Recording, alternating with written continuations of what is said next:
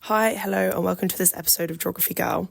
In today's episode, I'm going to be walking you through a really short overview of the history of Paris. Paris has a long and winding history dating back to 259 BC. It began as a humble fishing village along the banks of the Seine, and through a series of bloody and awful peasant revolts, monarchs taking their revenge, and tyrants, or heroes, depending on who you ask, taking the city by force, it's developed into one of the most beautiful and loved cities in the world. Today, I used Wikipedia, an article on the history of Paris from Introducing Paris, to write this episode. I hope you enjoy it, so let's dive in. The history of Paris dates back to 259 BC. The first mention of anything that resembles the modern city of Paris is in the mid-1st century BC, by none other than Julius Caesar, as Lutetiam Parisorium, which translates to Lutetia of the Parisi.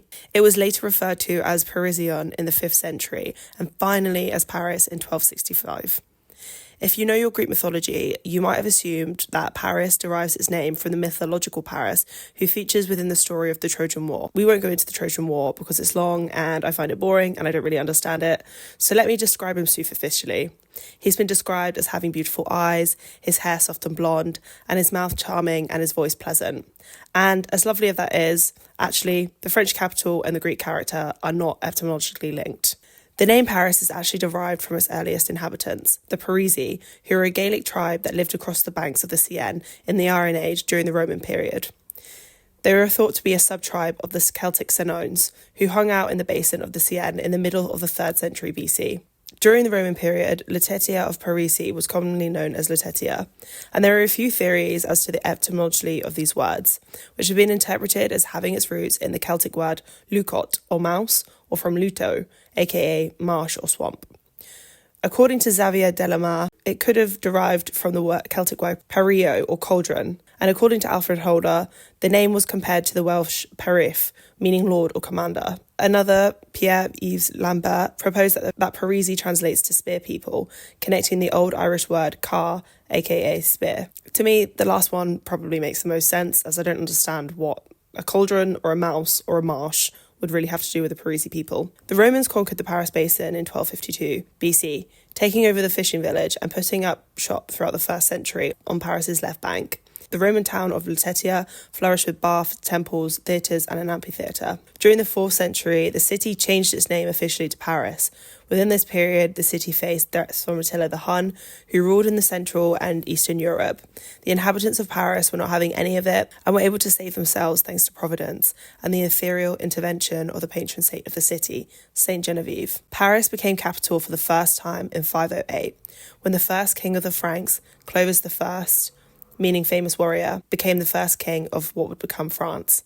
He murdered the Frankish kings of Sigebert and Ragnachar, uniting all Franks under his rule and converted the capital to Catholicism. In Frankish language, Clovis translates to Hodwolowig, which can be traced to the Latinized name Ludovico, to Ludovic, and then to Louis, the name of 18 kings of France. Paris became the capital of his empire, which stretched from the south of the Netherlands to northern France. In 987, the Capetian dynasty overtook and ruled until 1328.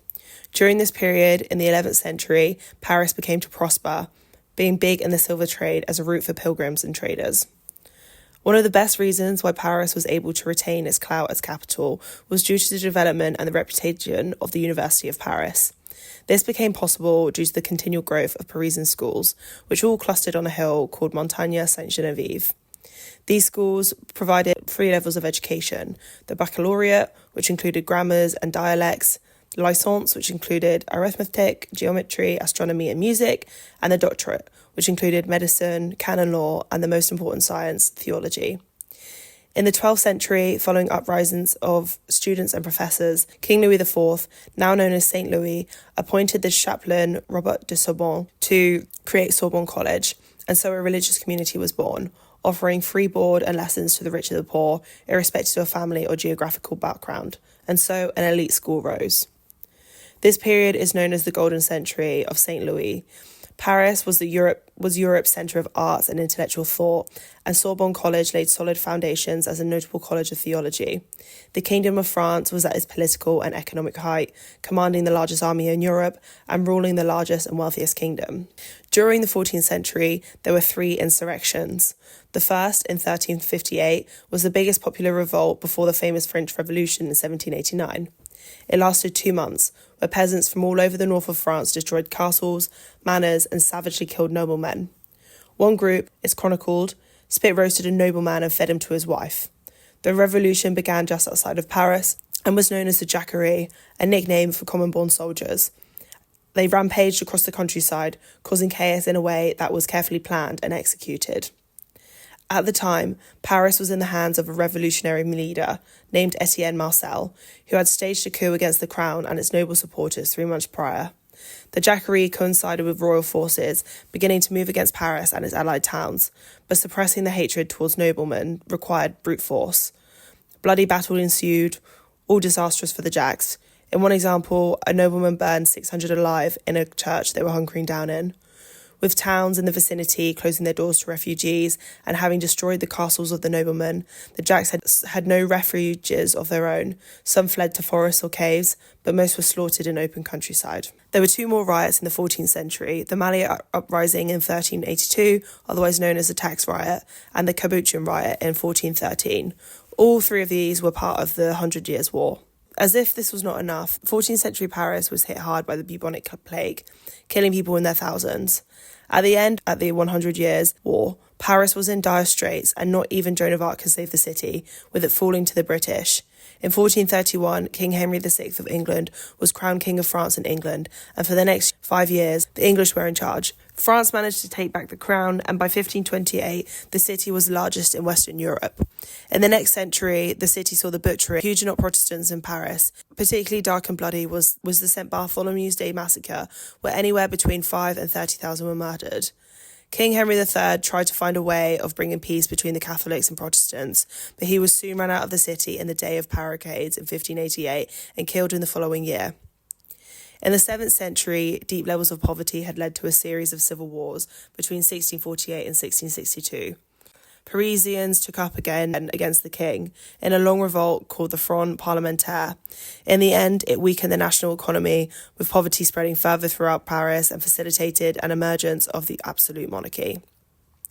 During this period, there was an explosion in the Enlightenment period. The movement in philosophy was based in reason, equality, and freedom.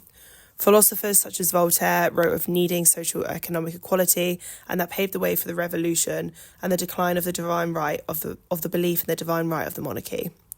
On the 14th of July 1789, the Parisians took on the Bastille, a symbol of the royal authority. By the 3rd of September 1791, the first written constitution was created and approved by King Louis XIV.